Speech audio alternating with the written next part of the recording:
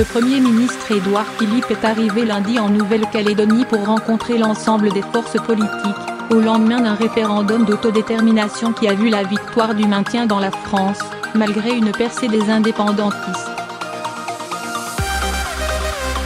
La Nouvelle-Calédonie, territoire stratégique aux importantes réserves de nickel, a choisi dimanche de rester dans le giron français.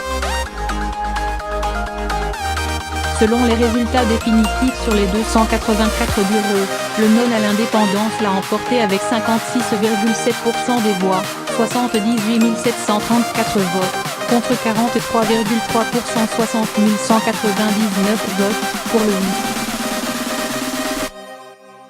Un score inattendu pour les indépendantistes, que les sondages donnaient largement perdants, et qui modifie en leur faveur le rapport de force.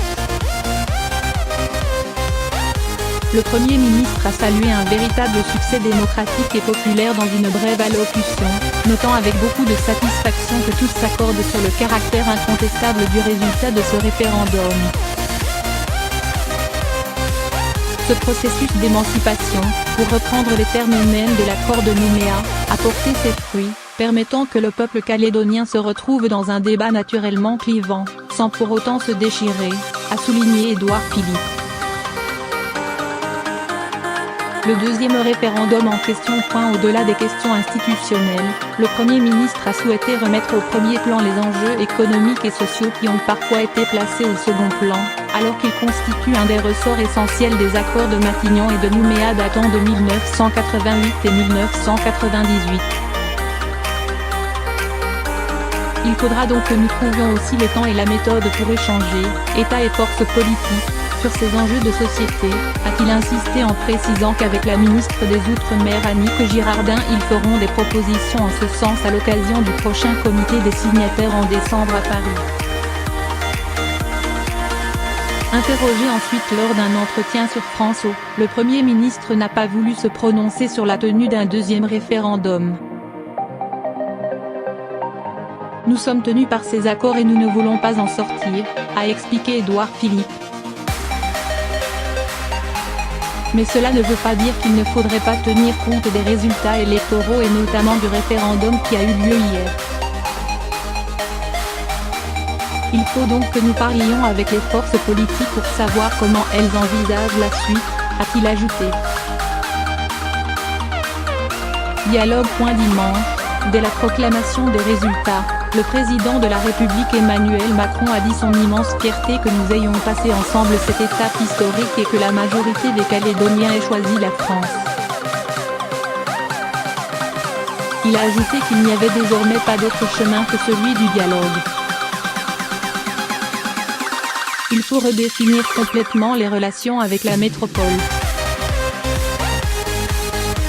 Fort de leur score, les partisans d'une rupture avec la métropole ont dès dimanche soir réaffirmé leur volonté de demander l'organisation de 2 autres référendums dans les 4 ans à venir, comme prévu par l'accord de Nouméa, 1998. Nous sommes persuadés au vu de nos résultats que notre projet est bien une alternative, a souligné Roch Wannitan, chef du groupe UCFL-NKS et nationaliste au Congrès. Nous ne sommes pas au crépuscule de notre revendication, au contraire. Pour Louis Mapou, chef du groupe UNIFL-NKS au Congrès, il faut redéfinir complètement les relations avec la métropole. On a dit au Premier ministre que, si on devait discuter de quelque chose, ce serait forcément de la souveraineté. Selon Pierre-Christophe Pente, docteur en géopolitique, il est clair qu'on ne discute pas de la même manière quand on fait 43% plutôt que 30%. Cela va forcer les non-indépendantistes à revoir leur copie, ajoute l'expert. Saluant la défaite honorable des indépendantistes, Philippe Gomes note qu'il y a 18 000 voix d'écart quand même, donc un référendum en 2020, c'est pas non plus la multiplication des pains. Les 3 partis loyalistes, très divisés, avaient mis en avant la protection qu'apporte la France avec son 1,3 milliard d'euros d'aide annuelle, espérant qu'une large victoire éloigne la perspective de nouveaux référendums. Selon Sonia Baquet, présidente du groupe Les Républicains au Congrès, ces nouveaux scrutins vont apporter 4 ans d'instabilité pour la Nouvelle-Calédonie. Elle a lancé un appel à l'union des loyalistes pour en finir avec les errements de ces dernières années, qui ont conduit à ce que les indépendantistes ne reculent pas. Les Calédoniens ont choisi.